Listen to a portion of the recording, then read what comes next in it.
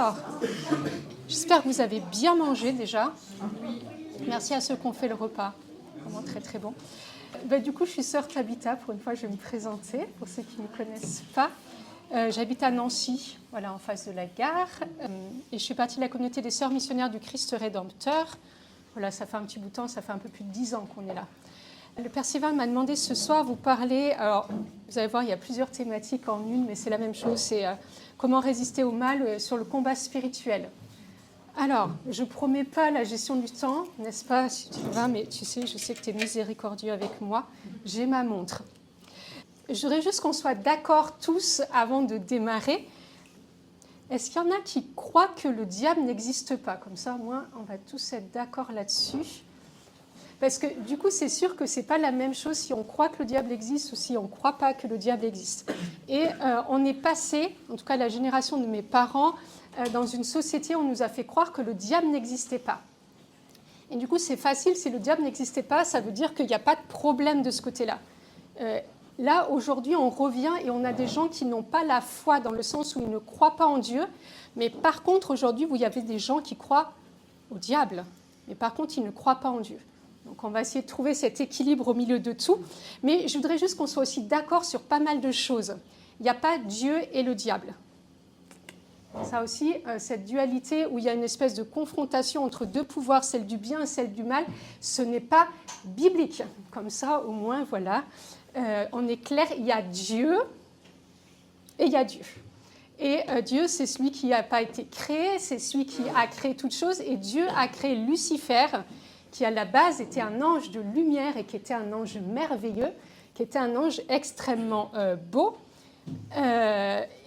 Tellement beau que cet ange-là a voulu s'élever et devenir comme Dieu à la place de Dieu. Ça vous rappellera certaines choses dans notre monde, à vouloir être Dieu à la place de Dieu, mais sans Dieu, on est d'accord. Et cet ange-là, pour pouvoir s'élever et prendre la place de Dieu, est tombé et est devenu du coup le diable, et c'est lui qui nous embête depuis. Mais donc, le diable est une créature créée. Donc, il n'y a pas Dieu et le diable, il y a Dieu.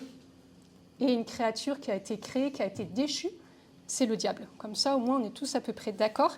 Et vous avez dans le livre d'Isaïe, au chapitre 14, du verset 12 au verset 14, ceci qui nous parle, du coup, un peu de ce qu'a pu être la chute, en fait, de Satan. « Comment es-tu tombé du ciel, astre brillant, fils de l'aurore? Tu as été abattu à terre, tu n'exerces plus que l'inanité des nations. C'est toi qui, disant dans ton cœur, je monterai aux cieux au-dessus des étoiles de Dieu, j'élèverai mon trône, je siégerai sur la montagne du rendez-vous aux confins du septentrion, je monterai sur les hauteurs de la nuée, je m'égalerai au Très-Haut. » Parce que le diable a voulu être égalé à Dieu, il est tombé bien plus bas. Et parce que le diable est tombé et a emmené avec lui du coup une partie des anges qui sont devenus des démons, qui sont devenus des esprits mauvais. Voilà, c'est eux qui aujourd'hui nous créent un peu des problèmes, même si nous, on sait déjà la fin, et je vais vous raconter la fin, je vais vous spolier la fin de toute chose. C'est génial pour une fois qu'on a le droit de spolier la fin d'une série ou d'une histoire, c'est absolument génial. Je ne vais pas m'en priver. Mais je vais vous lire quand même, ce passage de l'Apocalypse au chapitre 12. Je n'ai pas les versets exacts, mais vous pouvez les retrouver facilement. C'est l'Apocalypse chapitre 12. « Malheur à la terre et à la mer, car le diable est descendu vers vous, animé d'une grande colère, sachant qu'il a peu de temps. Quand le dragon vit qu'il avait été précipité sur la terre, il poursuivit la femme qui avait enfanté l'enfant mâle, et les deux ailes du grand aigle furent données à la femme, afin qu'elle s'envolât au désert, vers son lieu, où est nourri un temps, des temps et la moitié d'un temps, loin de la face du serpent. Et de sa bouche, le serpent lança de l'eau comme un fleuve derrière la femme, afin de l'entraîner par le fleuve. Et la terre secourut la femme, et la terre ouvrit la bouche et engloutit le fleuve que le dragon avait lancé de sa bouche. Et le dragon fut irrité contre la femme, et ça nous intéresse la suite, et il s'en alla faire la guerre au reste de sa postérité, à ceux qui gardent les commandements de Dieu et qui ont le témoignage de Jésus. La bonne nouvelle, c'est que c'est nous tous ici. plus tous les chrétiens qui sont éparpillés sur toute la surface de la terre. Donc voilà, et du coup l'histoire commence, on va revenir un peu en arrière, à la Genèse avec Adam et Ève, nos chers parents dans la foi, parce que des fois on se dit le mal était déjà là. Oui, le mal était déjà dans le serpent, et dans cet animal, dans le serpent de façon imagée, mais du coup le mal avait déjà accès dans le jardin. Et c'est là où nos chers parents se sont fait avoir. Je vous redis parce que c'est ça qui va nous intéresser dans le combat spirituel, et il y a beaucoup de choses qui sont redites dans la Genèse. Écoutez bien, je suis désolée pour ma voix, je fais ce que je peux, elle a beaucoup servi ces derniers temps. Je vais essayer de la garder encore un peu. Vous avez ça dans le chapitre 3 de la Genèse. Le serpent était le plus rusé de tous les animaux de champ que le Seigneur avait fait. Il dit à la femme, notre chère Ève, « Alors Dieu vous a vraiment dit, écoutez, Dieu vous a vraiment dit, là on entend la suspicion, peut-être que Dieu n'a pas complètement dit, et on entend en fait tout ce que les tactiques encore aujourd'hui du diable dans nos vies. Vous ne mangerez d'aucun arbre du jardin. La femme répondit au serpent, nous mangeons les fruits des arbres du jardin, mais pour le fruit de l'arbre qui est au milieu du jardin, Dieu a dit, vous n'en mangerez pas, vous n'y toucherez pas, sinon vous mourrez. Le serpent dit à la femme, mais pas du tout, vous ne mourrez pas, mais Dieu sait que le jour où vous en mangerez, vos yeux s'ouvriront et vous serez comme des dieux. Toujours ce désir d'être comme Dieu, mais sans Dieu. Vous serez comme des dieux connaissant le bien et le mal. La femme s'aperçut que le fruit de l'arbre devait être savoureux, qu'il était agréable à regarder, qu'il était désirable, cet arbre, puisqu'il donnait l'intelligence. Elle prit de son fruit et en mangea. Elle en donna aussi à son mari, notre cher père Adam, et il en mangea. Alors leurs yeux à tous deux s'ouvrirent et ils se rendirent compte qu'ils étaient nus. Ils attachèrent les uns aux autres des feuilles de figuier, ils s'en firent des pagnes. Ils entendirent la voix du Seigneur Dieu qui se promenait dans le jardin à la brise du jour.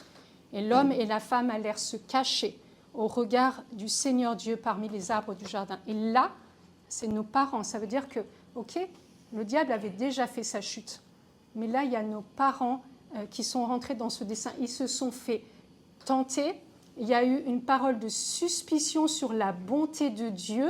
Et après, il y a eu tout ce qu'a engendré, en fait, la tentation. C'est-à-dire le désir, cet arbre-là qui n'était pas une pomme, c'est pareil, qui était juste un arbre avec un fruit, était beau, désirable et qu'il donnait quelque chose qui, a priori, était bon. Pourtant, Dieu avait prévu de le donner à Adam et Ève en son temps, et l'homme a voulu s'accaparer de quelque chose que Dieu avait déjà prévu de leur donner, mais là, c'était sans attendre et en devançant le temps de Dieu.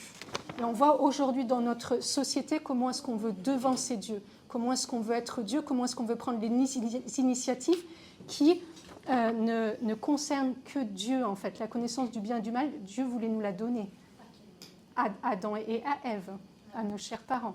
Parce que si l'arbre, il était là, ça veut dire qu'il y a un moment, mais Dieu attendait le bon temps et le bon moment. Et Dieu avait mis une garde de dire, vous mangerez de tout ça, mais celui-ci, faites attention. Et le diable est arrivé et il l'a transformé. Et parfois, le diable fait ça dans nos vies. En fait, il transforme un petit peu la parole de Dieu pour nous faire douter réellement de ce que Dieu a dit. Et c'est là où, du coup, nous ne rentrons plus dans l'obéissance de ce que Dieu a dit. Parce que tout simplement, si on revient un peu en arrière, dans la Genèse dans la Genèse au chapitre 2, il est bien dit, le Seigneur fit pousser du sol toutes sortes d'arbres à l'aspect désirable et aux fruits savoureux. Il y avait aussi l'arbre de vie planté au milieu du jardin et l'arbre de la connaissance du bien et du mal. Et le Seigneur donna à l'homme, je fais juste une petite parenthèse, là il a donné l'ordre à l'homme, pas à la femme. L'homme était déjà là, il avait donné les instructions à Adam bien avant la création d'Ève et l'homme était garant en fait de ce que Dieu avait dit. Voilà, mais Adam n'a pas joué son rôle de gardien de la parole de Dieu.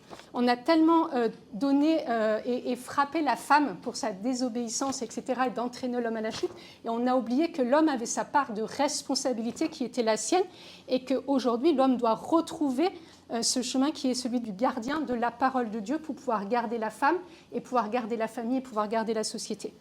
le Seigneur donna donc à l'homme cet ordre, tu peux manger des fruits de tous les arbres du jardin, mais l'arbre de la connaissance du bien et du mal, tu n'en mangeras pas, car le jour où tu mangeras, tu mourras. En fait, c'est pour nous protéger. Mais voilà, le diable en avait décidé autrement. Et on se rend compte, comme nous dit la première lettre aux Corinthiens, au chapitre 15, versets 21 et 22, puisque la mort est venue par un homme, c'est aussi par un homme qu'est venue la résurrection des morts. Et comme tous meurent en Adam, parce que notre père et notre mère, les deux ensemble, ont désobéi à la parole de Dieu, la mort est entrée dans le monde. Il faut que Jésus, quand il vient, il redonne la vie, en fait. Comme tous meurent en Adam, de même tous aussi revivront en Christ. Et du coup, Dieu ne nous laisse pas dans le marasme. Et ça, c'est la bonne nouvelle. Le péché est entré dans le monde, la mort est entrée dans le monde, le mal est entré dans le monde. Et souvent, on entend dans notre société, Dieu est fautif du mal. C'est-à-dire que s'il y a des choses de mal qui nous arrivent, c'est la faute à Dieu. Dieu n'y est pour rien. C'est-à-dire le mal est entré dans le monde et il y a eu des conséquences du coup dans notre monde sur notre désobéissance. Et nous sommes tous solidaires les uns des autres dans le mal, comme nous sommes tous solidaires dans la grâce. C'est-à-dire s'il y en a qui s'élèvent, il va enlever les autres. Si quelqu'un s'abaisse, il emmène les autres avec eux. Et on est solidaires dans le bien comme dans le mal.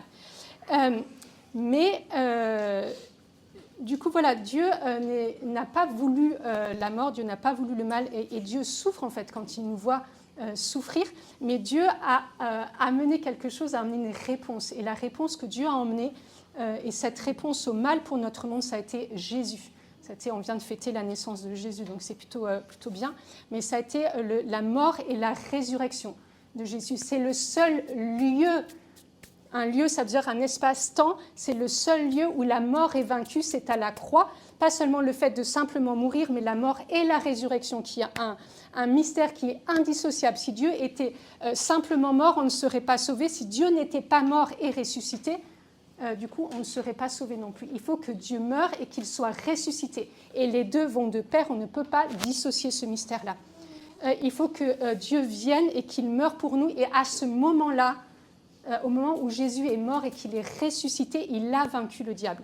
Il a vaincu la mort, puisque du coup, il est allé ouvrir pour nous du coup, le paradis pour que nous puissions vivre en espérance d'abord de retrouver ceux qui sont morts avec nous, mais de savoir qu'on va passer notre éternité entière avec Dieu.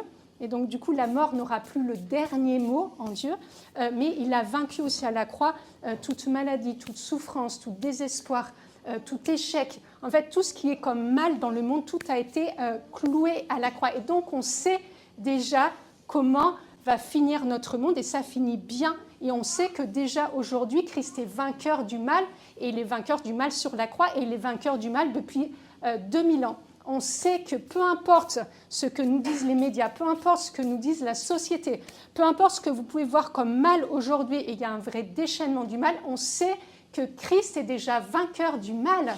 Et ça, c'est une bonne nouvelle pour notre société. On n'a pas à se décourager, on n'a pas à avoir peur, parce que Christ est déjà vainqueur. Donc, je vous ai spolié la fin, ça finit bien, et le diable sait. La bonne nouvelle, c'est que le diable sait qu'il est déjà vaincu, et que son but, ça doit nous faire tourner en bourrique. Je vais prendre une expression de vieux, mais pour dire des choses très poliment, il nous fait tourner en bourrique parce qu'il sait qu'il a déjà perdu et qu'il sait qu'en perdant, il veut emmener le plus de monde avec lui. Notre responsabilité à nous, c'est de réaliser que non, le diable n'a pas le dernier mot et qu'on a besoin de montrer à notre société que non, le diable n'aura jamais le dernier mot parce qu'il est déjà vaincu. Et que, donc, comme nous dit l'évangile de Jean au chapitre 3 et au verset 16, « Car Dieu a tant aimé le monde qu'il a donné son Fils unique, afin que quiconque croit en lui ne périsse pas, mais qu'il ait la vie éternelle. » La mort est vaincue. Et elle est vaincue une fois pour toutes. Dieu ne reviendra pas sur terre pour mourir une seconde fois parce que ce qui a été fait est fait. Et nous, on va avoir besoin de vivre du coup de ce salut dans nos vies. Et aujourd'hui, je voudrais juste faire un peu un état de notre société aujourd'hui. En fait, on voit que ce que le monde nous propose et ce qu'il y a comme intensification, alors les plus anciens, vous avez vu des plus grandes années cette espèce d'intensification du mal et ce qui a été abîmé dans notre société justement pour nous faire désespérer et pour nous faire croire que le diable a déjà vaincu dans notre monde.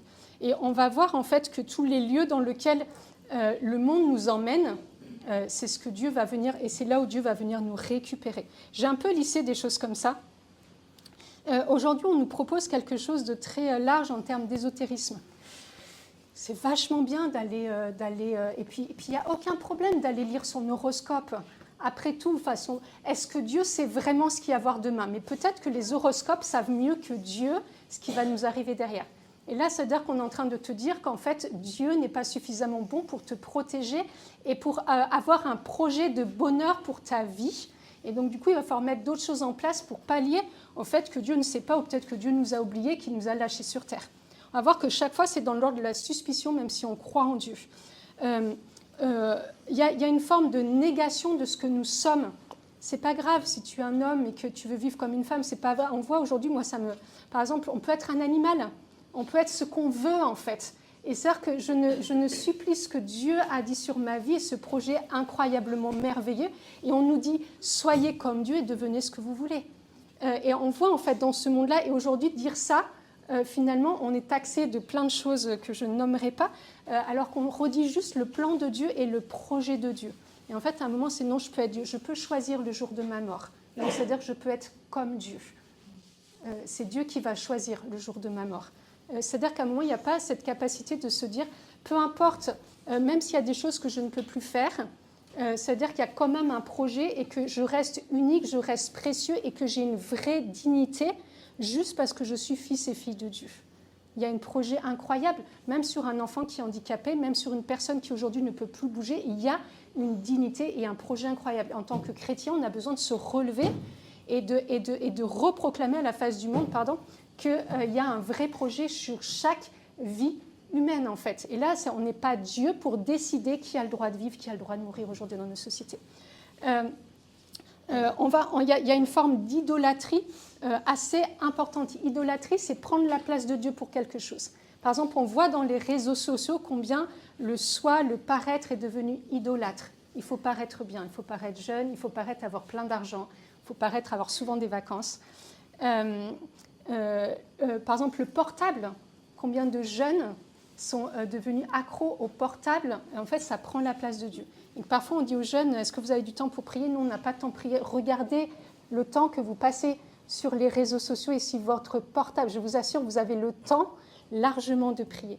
Mais à un moment, le portable a remplacé, et ça devient de l'idolâtrie.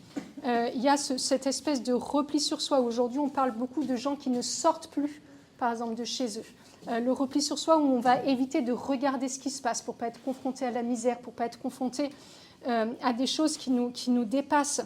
Ce que la société nous a inculqué depuis mai 68, finalement, la sexualité, on peut faire ce qu'on veut avec notre corps et avec le corps de l'autre. Ce n'est pas ce que Dieu a prévu dans le plan, en fait. Il a prévu quelque chose de beau, mais on voit comment la sexualité a été abîmée, mais plus qu'abîmée, et qu'aujourd'hui, que c'est compliqué chez les jeunes à beaucoup de niveaux, parce que du coup, la sexualité qui était quelque chose de beau, en fait, a tellement été abîmée qu'aujourd'hui, ça devient quelque chose de très pauvre, où même les jeunes, aujourd'hui, ne savent plus quoi en penser, quoi faire. Et il y a besoin de retrouver le plan de Dieu, en fait. Donc voilà, il y a pas mal de choses comme ça, sans aller dans l'occultisme, des choses qui sont beaucoup plus franches. Mais voilà, aujourd'hui, il y a plein de choses où on va nous dire c'est pas grave, c'est bien, où on va nous dire mais non, et cette espèce d'inversion des valeurs aujourd'hui, mais finalement, c'est pas grave si tu fraudes, c'est pas si grave que ça. Donc, voler, frauder, voilà, il y a plein de choses où le monde nous propose ça, et on voit, vous entendez la petite voix du serpent, mais peut-être que ce n'est pas tout à fait ce que Dieu a dit. Et en fait, c'est rentré de plus en plus dans notre société. Mais je vous rappelle que Dieu a le dernier mot sur tout et que le diable a déjà été vaincu. Du coup, le but, c'est de re-rentrer dans notre autorité.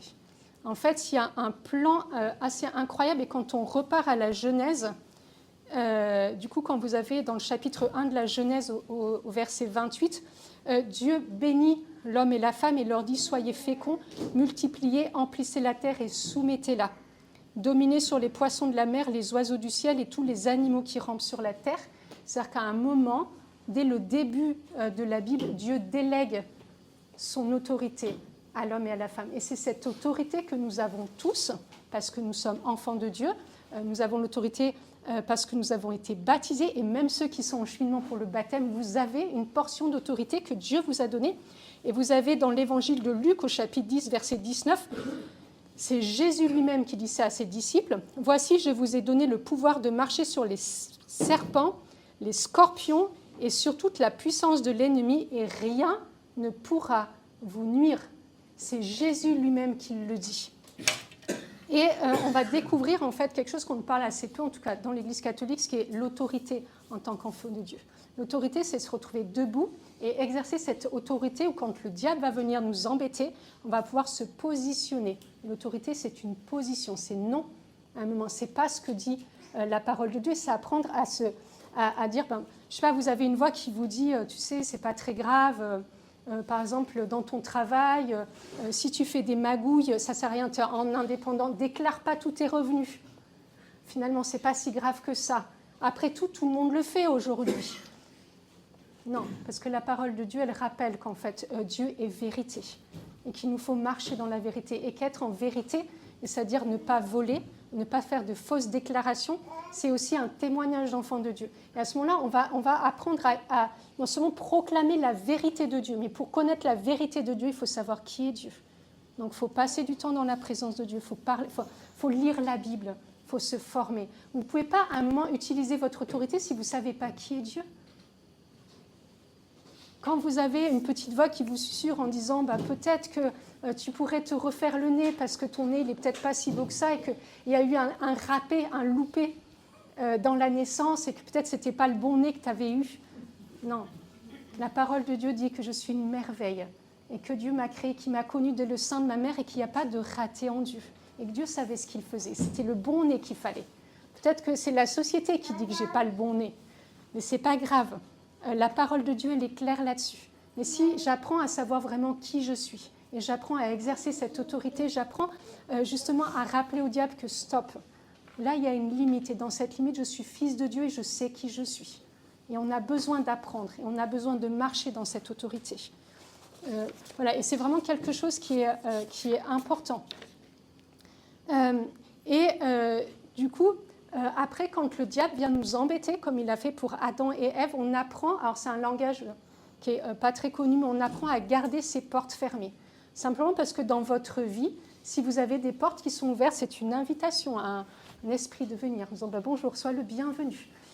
Et en fait, il y a des lieux dans nos vies où il y a des autorisations légales que nous donnons aux esprits pour venir. Et du coup, on se retrouve avec des gens, je pense que ça va parler à beaucoup de gens qui vous disent je suis oppressée, je fais des cauchemars la nuit. J'ai du mal à respirer, je fais des crises d'angoisse. Ça veut dire qu'il y a un moment, il y a quelque chose dans nos vies où il y a une porte qui reste, où il y a un esprit qui peut venir en disant cette porte-là, elle m'a été ouverte. Et du coup, parce qu'on a l'autorité, on apprend à fermer les portes pour ne pas laisser de prise au diable, pour ne pas laisser de prise aux esprits. Donc tout ce que je vous ai dit, ce que je vous dis, s'il y en a qui pratiquent le yoga ou qui vont voir des coupeurs de feu, des rebouteux, s'il y en a qui ont versé dans l'occultisme, tout ce qui est de l'ordre du péché au sens large, voler, tuer, les 10 commandements. On peut aussi avoir les jeunes, on vous dit, c'est pas grave, ta sexualité, tu peux en faire ce que tu veux.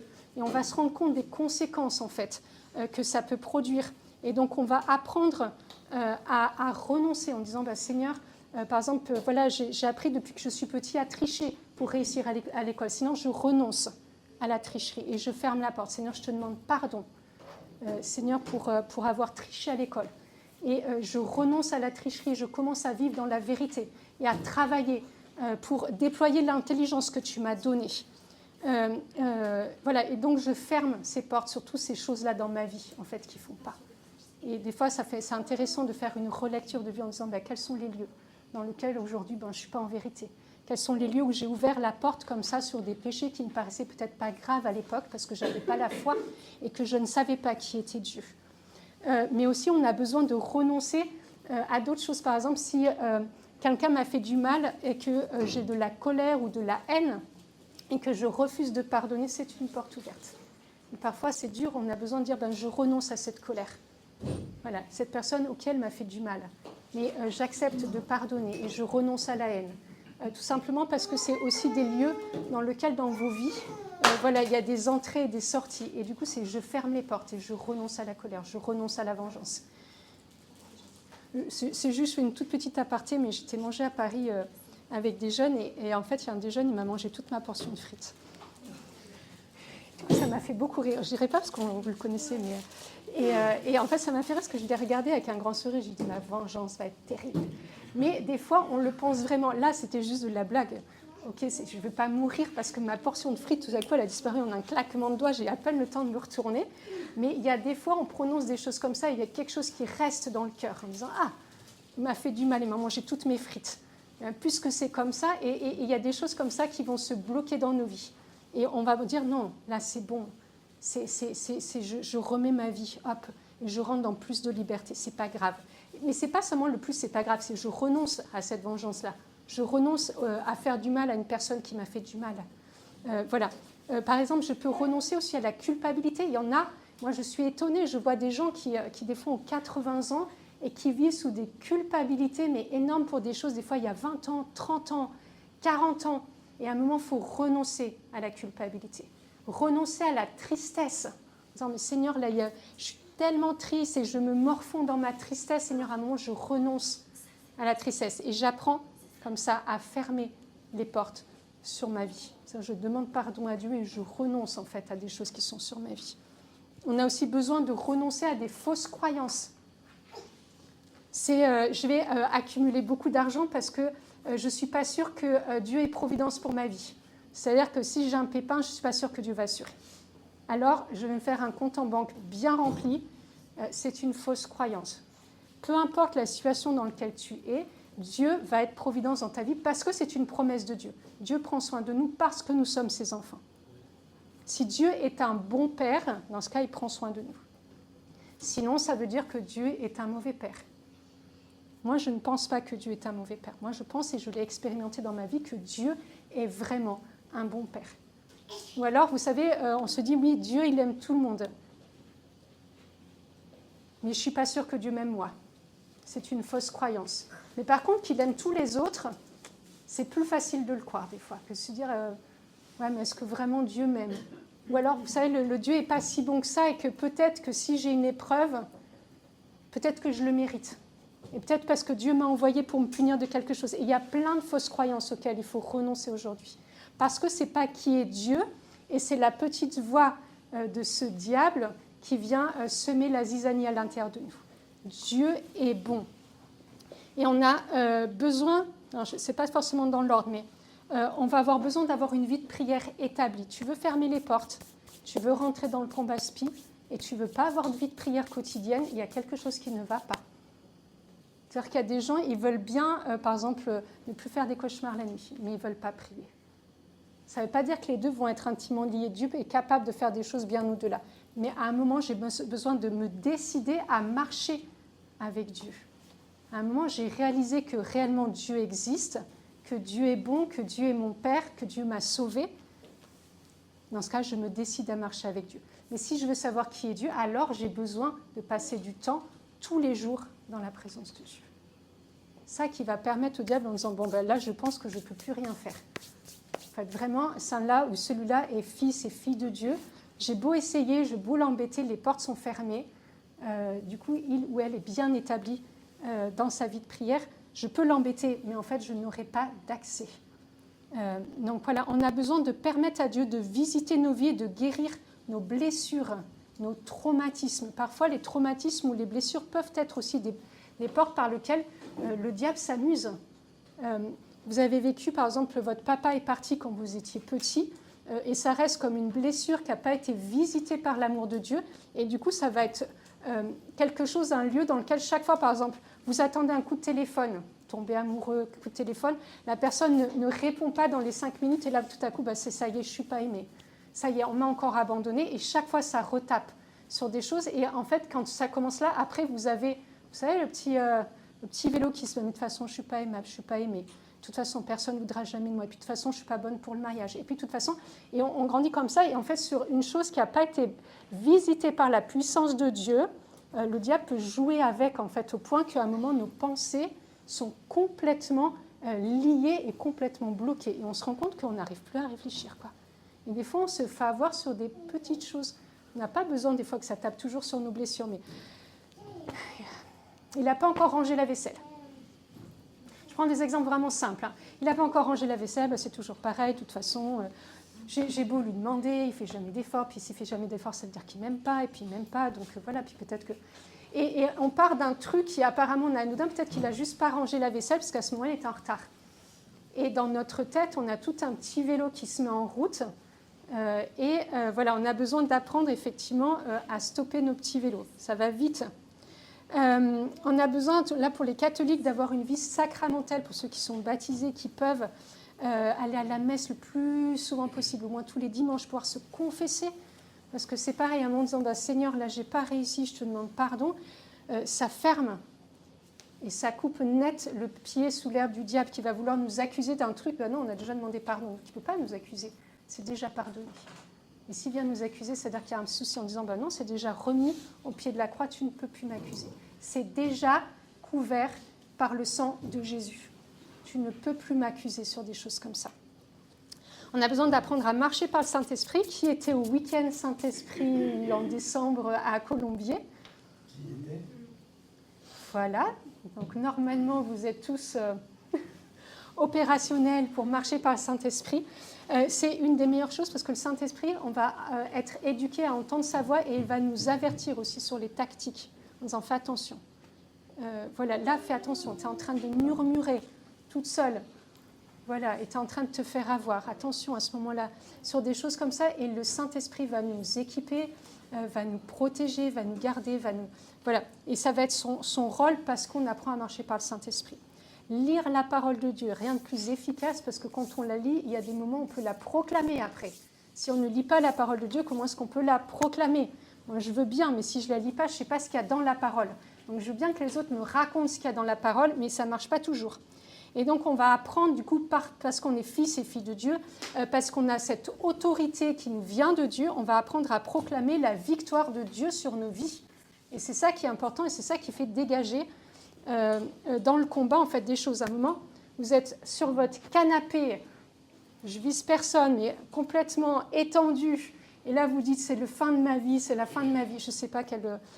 vous avez appris voilà, que votre travail allait fermer, et donc vous allez vous retrouver sans emploi. Ce n'est pas drôle. Et vous êtes au fond du trou, et ça fait 3 jours que vous êtes morfondu sur le canapé. Il y a un moment, il va falloir se lever. Et rentrer dans le combat spirituel, c'est vraiment la position debout. C'est un moment, je suis en train de me morfondre avec mes mouchoirs sur le canapé en disant que je suis la personne la plus malheureuse au monde. On est tous passés par des situations comme ça, même les hommes. Et on se dit, non, maintenant ça suffit. Ok, je commence à me lever et je vais commencer à proclamer la victoire de Dieu sur ma vie. La parole de Dieu n'a pas déclaré que j'allais manquer de quelque chose. La parole de Dieu n'allait pas déclarer que j'allais rester sans travail. Mais la parole de Dieu va déclarer, par exemple, que Dieu pourvoira à tous mes besoins selon la richesse de sa grâce. Et je vais commencer à proclamer que Dieu va pourvoir à tous mes besoins, peu importe la situation actuelle que je traverse.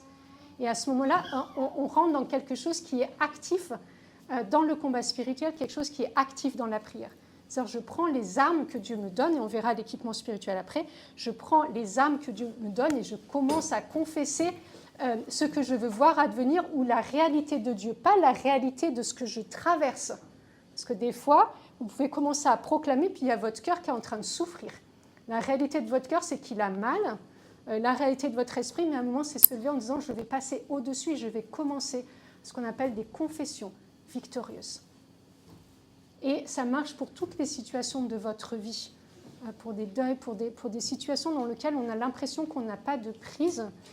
Moi, il y a un chant que j'aime bien, je n'ai pas de voix, mais qui dit « Mais pourquoi t'as battu mon âme ?» Il dit « Relève-toi mon âme ». Et à un moment, tu parles à ton âme et tu dis « Maintenant, ça suffit, arrête de te morfondre et commence à confesser la victoire de Dieu, commence à confesser ce que tu veux voir sur ta vie, advenir que tu ne vois pas aujourd'hui, puisque c'est ça la foi, mais commence à confesser aussi ce que Dieu promet. À ce moment-là, tu es triste, mais la parole de Dieu te dit que devant la face de Dieu, il y a une éternité de joie, une éternité de délices. Commence à confesser ça, même si en ce moment, ton cœur est réellement dans la tristesse. Il y a un moment, on passe au-dessus. C'est pas du... comment on appelle ça là Méthode Coué. Ouais, c'est pas de la méthode Coué. C'est à ce moment-là, c'est parce que la parole de Dieu, elle est efficace et qu'elle fait ce qu'elle dit et qu'elle travaille de manière efficace nos vies. On n'est pas sur de l'autosuggestion, ça n'a rien à voir. C'est la puissance de la parole de Dieu. C'est pour ça que si on ne lit pas la parole de Dieu, eh ben, on ne peut pas avoir de versets qui, dans les moments où on en a le plus besoin. Voilà. Et je vous ai dit, moi, le temps, pourtant j'essaye de faire ce que je peux, mais je vous assure, je vais essayer de faire vite. Et je vais juste vous lire, du coup, vraiment l'équipement du chrétien le matin. Quand on se lève, on s'équipe, on s'habille, tout ça. Mais on s'équipe aussi de façon chrétienne. Donc, dans Éphésiens chapitre 6, et c'est du verset 10 à 17. C'est pour cela qu'il vous... Alors, je fais un peu après, mais je prends à partir du verset 13. C'est pour cela qu'il vous faut endosser l'armure de Dieu, afin qu'au jour mauvais, vous puissiez résister, après avoir tout mis en œuvre, rester ferme. C'est ça le combat spirituel. C'est je prends des coups, mais je reste ferme. Tenez-vous donc debout, ça j'en ai déjà parlé, avec la vérité pour ceinture. Et donc le matin, quand je me lève, je mets la vérité pour ceinture. La vérité, c'est d'abord Jésus. Puis c'est la vérité de qui est Dieu, la vérité de qui je suis sous le regard de Dieu. Et je le mets sur mes reins parce que c'est le lieu de la vitalité, c'est le lieu de la passion. Et je sens mes reins. La justice pour cuirasse. La justice, ce n'est pas notre justice humaine. On aimerait bien que tout soit résolu de façon qu'on en aimerait, de façon très humaine. La justice, c'est parce que je mets une cuirasse, parce que je sais que je suis rendue juste par le salut qui m'a été acquis à la croix. C'est parce que Christ est mort à la croix pour moi que je suis rendue juste et que je peux aller devant la face de Dieu sans être accusée par mes péchés. Le diable, il va venir en disant « Ah, t'as vu, on vient de passer l'Avent et elle a mangé des chocolats pendant tout l'Avent. » Il vient t'accuser sur ton péché. Le diable, il dit non.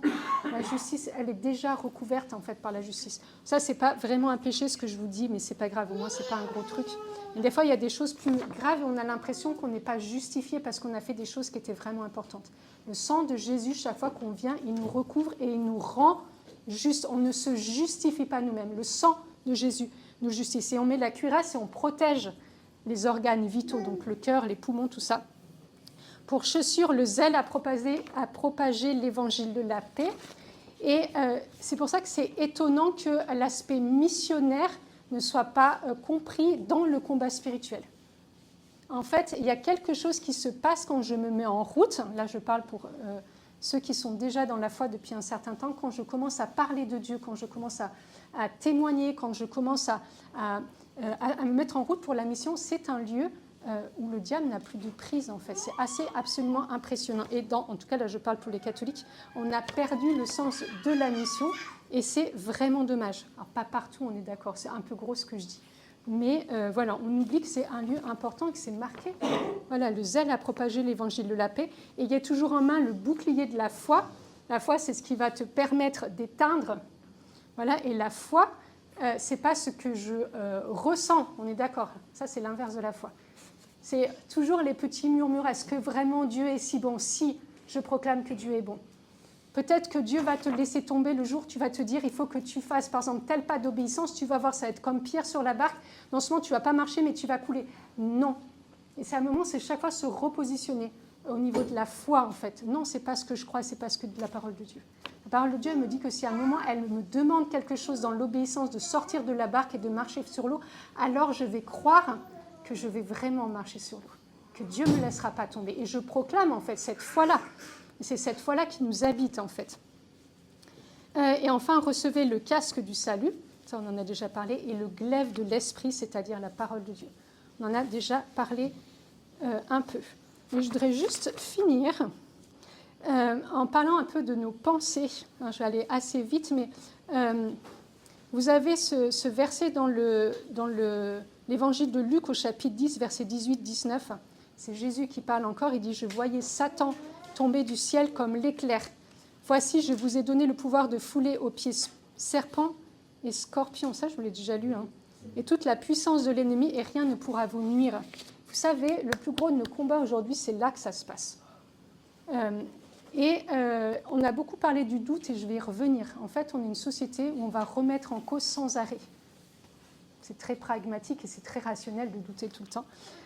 Mais en fait, il y a une capacité absolument incroyable de douter de la bonté de Dieu, de douter du fait que Dieu peut prendre soin de nous, de douter de la paternité de Dieu, de douter de l'amour de Dieu. Et ça va être un des combats où on va être attaqué un peu dans tous les sens. Et c'est toujours peut-être que Dieu ne veut pas ton bien, ou peut-être que Dieu ne veut pas ton bonheur. Et il y a besoin de se rappeler que Dieu veut notre bien, Dieu veut notre bonheur, et Dieu a un projet de bonheur, et il a déjà un projet de bonheur sur terre, et il y a un projet de bonheur pour toute l'éternité. Et on a besoin comme ça que nos pensées soient déliées par le doute, parce que chaque fois que nous lions, ou que nous nous laissons lier, il y a des nœuds qui se font, et de temps en temps on a besoin et on va couper. Et vous avez des personnes, par exemple, qui n'arrivent plus à s'approcher de Dieu parce qu'elles ont tellement de doutes et de suspicions sur l'amour de Dieu. Je ne vais pas tous les décrire, mais j'en ai pris quelques-uns. La peur, ce truc absolument incroyable. Je redisais hier, j'étais avec Mélanie, et je disais, mais c'est absolument incroyable. Moi, les gens, ils m'ont appelé pour me dire, dis Tabitha, est-ce que 2025, ça va être une année plus difficile que les autres ? J'en sais rien. Mais il y a en fait, on a tellement été matraqués depuis quelques années sur la peur, faites attention, machin, tout ça, qu'en fait, on est en train d'être liés par la peur. Et la peur ne fait pas partie de notre héritage en tant que fils et filles de Dieu. On est déliés de la peur, en fait. La peur, c'est nous restreindre dans notre liberté.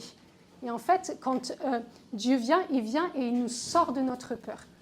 Et en fait, c'est pareil, on voit cette tactique pour nous réfréner à l'intérieur de nous, et que du coup, si j'ai peur, ça veut dire qu'il y a plein de choses que je ne fais plus. Si j'ai peur, je veux dire, tout ce que Dieu peut me donner de faire, ou Dieu me donner de vivre, en fait, je vais m'auto-saboter. En fait, la peur, c'est ça, je vais m'auto-saboter. J'ai eu un accident d'avion, alors qui ne s'est pas craché, mais c'était assez puissant. Je vous assure, remonter dans un avion, c'était extrêmement compliqué. J'ai passé des vols à combattre la peur. J'avais des fois qu'une envie, c'était ouvrir un hublot, puis il n'y avait pas le sol. Hein, c'était un peu embêtant, quoi. Mais je vous assure, c'est un moment, c'est soit vous choisissez de vous battre contre les peurs de ce que vous disent les médias, les peurs de ce que vous disent la société, les peurs de manquer, parce que tout simplement, Dieu a un projet autre. Et Dieu est plus grand que même ce que nous dit la société. Et moi, je préfère croire Dieu plutôt que la société. Et à un moment, je me suis dit, la peur ne va pas gagner sur ma vie, tout simplement parce que comme je suis censée aller prêcher dans différents pays, j'ai besoin de prendre l'avion. Donc c'est soit je renonce à une partie du plan de Dieu sur ma vie, soit je combats. Et je vous assure, quand je prends l'avion, plus maintenant, mais les premières années, j'allais comme au combat, quoi. C'est-à-dire que j'y allais, je priais, je mettais la louange. Voilà, de temps en temps, je paniquais 2-3 secondes et je me rappelais que non, je n'ai jamais autant invoqué les anges pour garder l'avion dès qu'il bouge un peu. Mais je veux croire qu'il n'y a pas de combat que Dieu ne peut pas gagner, en fait. Et là, c'est pareil, on n'est pas sur de la suggestion, on n'est pas sur de la méthode Coué, c'est la proclamation de la victoire de Dieu sur la peur, en fait. Et on a besoin de proclamer la victoire de Dieu dans notre monde sur toute peur. La tristesse, c'est un truc absolument incroyable. La tristesse, la dépression, le découragement, tous ces sentiments-là, c'est pareil, on a besoin de combattre. Parce que parfois, il peut y avoir aussi des vrais esprits de tristesse. Et le but, c'est de nous sortir et de nous couper de la joie de Dieu. La joie est notre rempart. La joie, c'est quelque chose que Dieu nous a donné et qui est bon. Et il y a plein de... Allez lire la Bible, il y a des textes absolument impressionnants sur la joie que Dieu veut pour nous et pour nos vies. Et c'est du débordement d'allégresse, c'est pas un peu de joie. Hein. Et du coup, de commencer à lutter justement contre toutes ces tristesses. Le truc où tu vas te replier, tu vas te mettre en boule sous ta couette avec des chamallows et du chocolat, comme c'est important. Mais voilà, non, il y a un projet plus grand que ça. Et en tout cas, en France, on voit comment la tristesse est prégnante dans notre société. Et on a besoin que les chrétiens se relèvent, du coup, pour combattre cette tristesse-là, déjà dans vos vies, déjà dans vos familles, en fait. Croire que maintenant, en fait, il y a une joie qui est beaucoup plus importante et qu'on ne va pas, jour après jour, se lever et prendre son sac de tristesse, son sac de découragement et se dire « mais c'est quoi cette journée encore aujourd'hui ?» Il y a plus que ça dans nos vies que Dieu veut nous faire vivre. Et la culpabilité, j'en ai parlé un tout petit peu, mais c'est impressionnant aussi le nombre de personnes du coup, qui n'ont pas lâché la culpabilité dans la vie. Dieu est venu pour que nous soyons libérés à la croix. Et dans le salut, il y a la culpabilité, il y a la tristesse, il y a le découragement, il y a la peur, il y a tout ça. Il y a cette culpabilité parce que le diable vient nous dire que nous sommes coupables d'eux. Christ vient nous dire qu'il a payé pour notre culpabilité. La question d'aujourd'hui, c'est quelle voix vous écoutez ? En tout cas, moi, j'ai fait mon choix et je veux écouter Dieu. En tout cas, la parole de Dieu, c'est clair, quoi. Voilà. Je n'ai pas trop dépassé mon temps. Bien.